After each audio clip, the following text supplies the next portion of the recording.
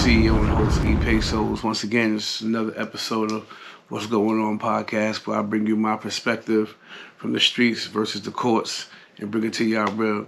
Okay, first and foremost, there's been a lot going on. So first and foremost, we're going to talk about what the fuck is going on. What the fuck is going on is it look like we're going back in time.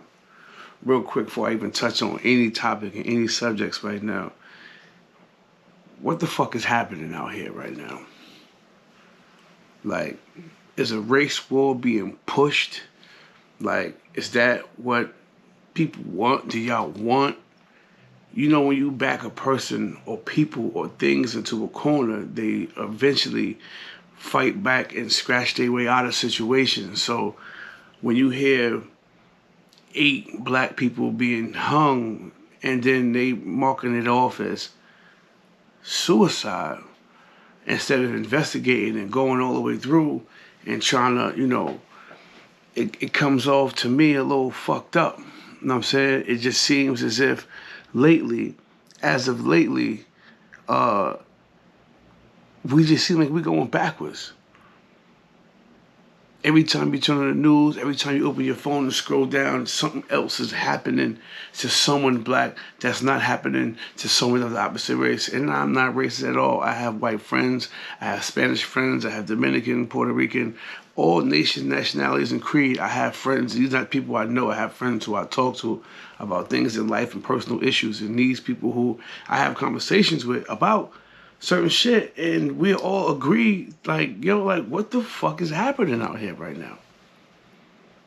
Like, it's a real live question, and it's like, what are we doing as a people to stop certain things from happening? I mean, but I'm not even going to go into all that. We're not even going to get into all that. What we're going to get into is the 3 topics that we want to talk about. Actually, 2 topics. We're going to talk about this Lil Durk situation with this case and how his situation is playing out. And then we're going to talk about the Carmelo Anthony appeal that got denied. We're going to find out exactly what else is left for him to do. I'm going to play out some footage and some things. But first and foremost, let's talk about Lil Durk's situation, right? Fellas, your co-defendants are going to tell on you. Okay? Your co-defendants are going to fucking tell on you when you out here drilling, killing, you out here robbing and stealing. When it's time to go to fucking jail, niggas is not gonna hold water. These niggas is gonna tell. You seen what happened with all these rappers. You see your favorite rappers in jail. You see how these niggas is snitching and they coming home like everything is cool. It don't work like that. You're gonna get the Alpo deal. You think just because you telling that you're gonna get out of killing somebody, you niggas still going to fucking jail. And you're gonna get bounced around that federal system looking for a fucking place to hide. And no disrespect to my Muslim community, but you niggas gonna be on Shahada time. And y'all know how y'all gotta give it up in there. You know what's up. You niggas is gonna be known fucking rats from prison to prison. Alpo told on half the goddamn world, and he still got 25, 30 years. You're not going home. I don't know what they promised these guys, what they told them they were going to get, how they got so many people to testify and cooperate. Bruh, it doesn't matter what you do on how Durk's situation play out. All you niggas who admitted to shootings and killings and robbings, you are going to jail. It doesn't matter what you do, how you snitch and rat to get the fuck out that situation. In that situation, they all talk too fucking much, and you can't get out of a situation when you keep fucking talking. You keep talking. You keep talking. Let's take a page out of the Nolan Wells situation. This is another fucked up situation, but you know why hasn't been any arrest in that situation yet? Because everybody lawyered up and exercised their right to remain silent. We all saying to ourselves, why nobody been arrested yet? Why nobody went to jail yet? Why they haven't? Because with no story from a person, all you got is theory, and theory is not enough to lock somebody up. So we all may have in our mind, we know what happened. Yo, Nolan Wells did this and he did that. But until there's actual, credible, or story to pick apart and go off of, Ain't no arrest gonna be made because nobody's saying nothing. Now, one person go in there and start lying, another person go in there and start lying, another person go in there and start doing this, another person go in there and start doing that. He said this story, he said that story. Now he implicated him. We got a bunch of niggas in jail now. Everybody's trying to run the motherfucking race to tell first. But if everybody just lawyer up and don't say nothing, you have the first thing they tell you when they read you your Miranda rights is you have the right to remain silent. You don't have to say a word when you're getting arrested. You have the right. All you gotta do is say your name. In some cases, you don't even gotta say that. You got your ID, let them fingerprint you. You have the right to remain fucking silent. You do not have to speak at all. So all this chitter chatter is shit that you want to do. These niggas tell them because they want to tell. I'm telling you right now, out of the 6 niggas and 5 niggas that you rolling with right now, when it all boiled down to it, 3 of them niggas gonna tell. This is how the feds work. 3 of them niggas gonna tell. 3 of them gonna tell on 2 apiece, right? So that's 3 times 2, that's 6. So 3 gonna bring in 6. Out of that 6, 2 of them gonna flip. They gonna bring him, and now we got a 15, 20 man indictment behind 2, 3 niggas. And this ain't nothing. I'm just telling y'all on no fairy tale shit. I'm telling y'all right now, I, Eric Bryant, have been to the federal prison, and my co-defendants told on me. It's a nigga in Jersey City who jumped on my case. I didn't even know this nigga. Just went there and offered information. You don't even gotta know a motherfucker for a motherfucker to want you out, want you off the streets. You don't even have to know a motherfucker for a motherfucker that wants you off the streets. They take anybody. They take testimony statement. And that's the thing. Just because a motherfucker testifying doesn't mean it's true. Doesn't mean they're telling the truth. They just cooperating to get more time off. So how do you find a snitch's testimony credible when you're only snitching to go home faster? And then you got the motherfuckers that ask, oh, yo, like, how could Big Meech be a rat if he did 25 years? How could Max B be a rat if he did 18 years? Because you're supposed to get 70 and you got 30. You're supposed to get 50, so you got 25. They cut your sentence in half. Do your research. The federal prison is called a Rule 35A or 5K1B. That cuts your sentence in half. My Cody's supposed to get 18. He told on us, he got 9. Okay? And they played my other Cody, made him tell about it. My case went from a robbery to a body to a kidnapping to all type of shit. Why? Because motherfuckers start fucking talking. He told in 05 and didn't get time off his sentence till 13. He got a year and a half off. And if he would have stayed solid, he would have came the fuck home like everybody else. But he can't look. How can he look himself in the mirror every day knowing he see a rat on his shoulder? He see cheese on his shoulder. You niggas that's doing all this telling, I'm telling y'all right now, y'all gonna go to the feds and I don't know what type of protection y'all looking for, but when you get there, it's not gonna be the ride that you expected because you're not going home. You gonna come home and they gonna move your ass to Arizona some motherfucking where don't nobody know your name. But guess what, little niggas? It's cars and crews from Chicago in every jail. Big shout to the homies I left in Leavenworth. Big shout to the Chicago homies that was in Cumberland. Big shout to the Chicago homies that was in Fort Dix. Snap G and all them niggas, all them GD niggas, they there. Them GD niggas deep in every prison. The majority of the GDs are from Chicago. So good luck with that. Good luck with that. Now let's move on. The Carmelo Anthony situation. Now, as y'all seen in the news, his case got denied. His appeal, got denied. We thought we had a little rhythm because they removed the judge. They changed the judge around. They did all that. But they did some backdoor shit. They did some deal called a gentleman's deal. Had to research that. That only applies in certain states, Commonwealth states, where 2 people are on trial, right? In this case, Metcalf, rest in peace, the deceased young man, and Carmelo Anthony, the alleged alleged person who did the crime, right? They both got bad backgrounds. He got shit on his name. He got shit on his name.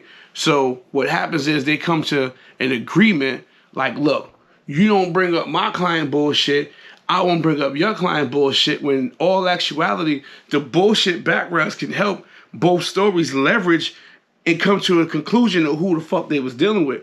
But as long as you leave out the narrative, matter of fact, I'm gonna play some shit for y'all right here. Watch this. That the prosecutor agreed not to offer about Mr. Anthony included that he'd been sending text messages stating that he was on the verge of becoming violent, that he had been engaging in stalking behavior of his ex-girlfriend that was actually reported to school officials the day of the murder. Messages to his girlfriend were found on the cell phone stating that he was fantasizing about killing someone. He admitted to at least 2 incidents of violence against women. His phone was found to have messages where he bragged to another student about robbing a person of $300. There was messages about him talking about shooting the school up. And there were numerous photos of Mr. Anthony carrying a firearm, which of course he is not legally allowed to do. There were quotes from Mr. Anthony such as, "I like punching people. When I get mad, I see red. When I get mad, I black out. When I get mad, I can't control myself." I think that was proven at trial. He admits to selling drugs to getting guns. Consistent threats to kill his now ex-girlfriend, and having to attend a school in Louisiana for a period of time because he got thrown out of his school for fighting. Okay, pretty bad stuff.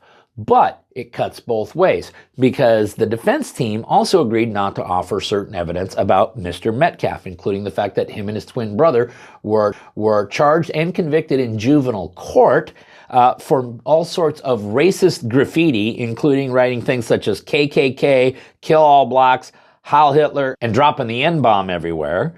Several documented instances of Mr. Metcalf using racial slurs, accused of bullying, and one of the victims was African American, accused of violence against women, suspended for swearing at a teacher, sought counseling for both anger and rage that he had experienced during a football game, was banned from high school basketball due to a reaction he had from the stands, and suspended from school for talking about bringing guns to school. So both sides agreed not to offer that.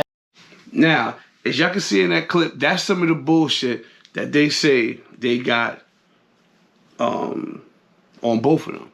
And both, for what you just seen, is incriminating shit on both parties. As far as character, you know, they always do like the character witness shit. As far as character goes, they both look like, if this is true, the alleged information that they say is true, the text messages from Carmelo said he was stalking this girl, she pressed charges, and they said dude was a racist, KKK. If this is true, you're dealing with 2 pieces of shits. So now let's hide the shit. Let's hide the smell, but we're just gonna present shit. So shit like that, you're never gonna get, it's really never gonna get nowhere when you're doing backdoor deals, and that was a backdoor deal. So now his appeal got denied on the state level. Being that he went to trial, he got remedies. So if a law passed, they can always file for an appeals.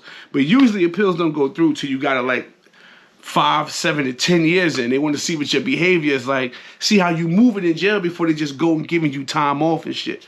So now, with that being said, I think, my personal opinion, I think they should go to the Supreme Court and take it to the feds. I think my opinion, if they take it to the feds gonna look at the fact of the matter and maybe get that 35 down to about a 15 or 12. It's reasonable, because somebody did lose their life here. It's reasonable. You know what I'm saying? I'm not saying he should come home and make it look like the violence could be supported. At the end of the day, he made an emotional decision. Yeah, I've been jumped before. I've been in situations before, but you ain't always got to respond in a way of brute violence. You know what I'm saying? You can have your opinion, I can have mine. Maybe he could have did something a little different, and maybe he could have but anything can happen. You can hit a motherfucker, and they got a brain aneurysm, and they died during that fight, and they're going to charge you with a voluntary manslaughter. So it's really like a no-win situation. If something is going to happen, it's going to happen. But you can make the decision to move a little different and not use brute force whenever you're going in a situation. You know, we so fucking emotional, and you're listening to your parents back in the day, you can't beat them, hit them with something. My mother told me, you can't beat them, nigga. You're going to learn that lesson and square up on the next nigga and win that next fight. It's okay to take a loss. You can lose a fight. Mike Tyson's a great fighter. He has losses. Muhammad Ali has losses. Buster Douglas, Evander Holyfield, these are great fighters, and they have losses. It's okay to lose a fight. It's all right. You're not less of a man or a woman because you lost a fight. You just had a bad day. It's all right. But you got to make that decision. You can't always, as soon as something happened, I'm going to my car, I'm going to get the strap, or let me get this bottle, let me get this knife. You got to think, because when you wake up in the bullpen, that adrenaline come down, you the only motherfucker in that bitch. Peace. But yeah, man, this your boy E Pesos, man. Make sure y'all tap in. This is another episode of What's Going On podcast. I ain't really want to go into too much because it's a lot going on, and I want to get my facts and more my information straight before I proceed and go further with anything I talk to y'all about today. Make sure y'all tap into, like I said, What's Going On podcast. Make sure y'all tap into G-Wall Chronicles podcast, which is the motherhood of all this. And also tap into Tear Tales, the animated series. As y'all can see, it has its own episodes down below as well on the page. Everything is together. You can check it out for your viewing pleasure. Tear Tales, What's Going On, G-Wall Chronicles. Like, subscribe, comment. If you subscribe again. If you comment on your comment. It's nothing for you to hit that like button, and support is free. Fuck with me, I'll fuck with you, and let's get it. It's your boy Pesos. Big shout to BX Tone. Big shout to Andre Norman, Second Chance University. Big shout to all the guys behind the wall coming home. And big shout to all the guys coming home that's staying home. Okay, that's what it's all about. Staying free. Going to jail, seeing the experience, going through the experiment, and now that you made it through the experiment, fight the recidivism rates, and come home and stay home. Live a purpose-driven life, and come home and focus on the things that need to be focused on. Not going back and forth to jail, stressing your family out, stressing your mama out, stressing your girl out. You know what I'm saying? And you ain't leading nothing out here for them to be motherfucking good off. You know what I'm saying? So with that being said, tap in, like, subscribe, comment. G-Wall Chronicles, What's Going On, Tear Tales. It's your boy E Pesos. Peace. What's going on?